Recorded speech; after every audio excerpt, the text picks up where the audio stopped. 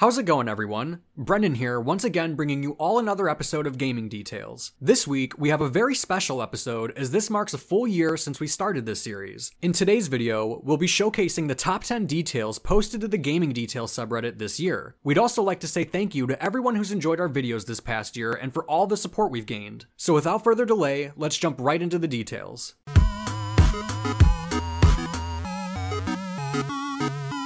Starting off our list, we'll be loading up Red Dead Redemption 2. This game has no shortage of great details, and the community seems to be finding more and more every week. For this specific one, we'll be looking at the small game arrows. In order to create them, one of the crafting items you'll need is a shotgun shell. Now, at first thought, you may be thinking, why do we need shotgun rounds? Are we making explosive arrows or something? Well, the short answer is no. The long one is that shotgun shells are required because if you look closely in photo mode, you can see that the tip of the arrow has a shell covering it. This is so that when the arrow hits the small animal, it stuns them or knocks them out rather than piercing through and damaging their skin, which would not make for a perfect animal pelt. Moving on to our second detail, we're going to visit The Last of Us Part 2. The game is set in 2039, just 5 years after the first game. However, the main event that the game is based around started in 2013 with the spread of a brain-altering fungus. In one of the moments during the game, you'll find yourself in Ellie's room, and after doing a little exploring, you may come across this PlayStation 3 sitting on her TV stand. What's so special about the PlayStation 3, you ask? Well, remember, this game takes place decades after the release of the PS3, and it shows how no next-gen consoles would have come out since the world shut down due to a zombie outbreak.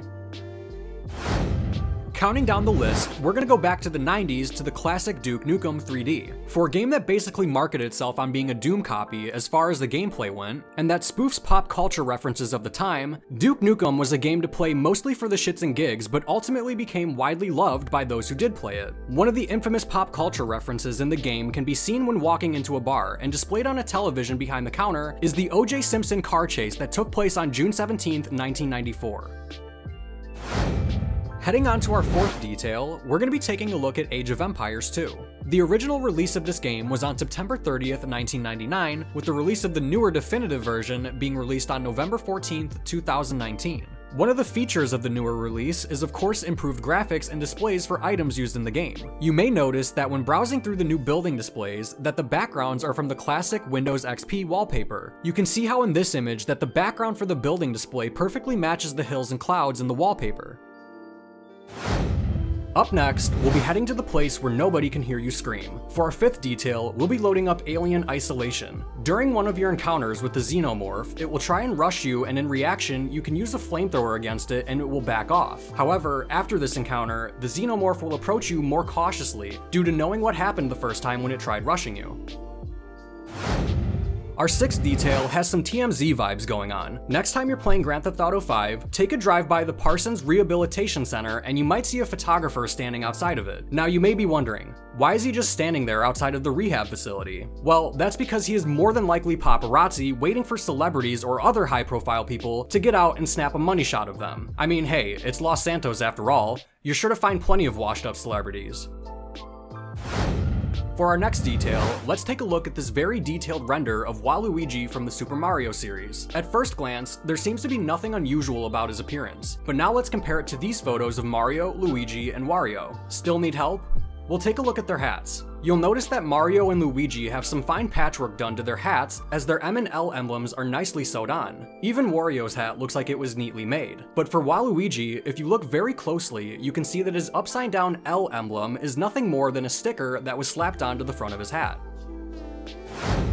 Up next, for our eighth detail, let's load up Call of Duty Modern Warfare. Next time you find yourself playing this game, load up a class with thermal on one of your weapons and you can see this easily for yourself. If you go up to a glass window and try to look through it with the thermal optics, your scope will be grayed out and it almost looks like you're pointing it at a blank wall. This is because in real life, infrared light cannot pass through glass, so all you have to do is simply break the window and you can continue to look through your scope clear as day.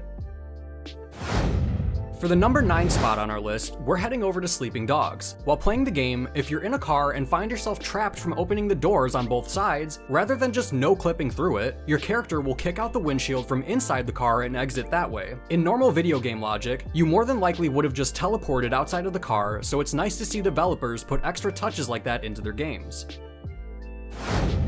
And now for the final detail on our list, we're loading up the classic Grand Theft Auto San Andreas. In the game, there are skill and quality levels that determine things like your health or how good you perform at certain activities. One of the skill levels you can work on is driving, and in the game, if CJ has a good driving skill level, he will use the mirrors to reverse in his car, where if his driving skill is low, he will have to look behind him to back up.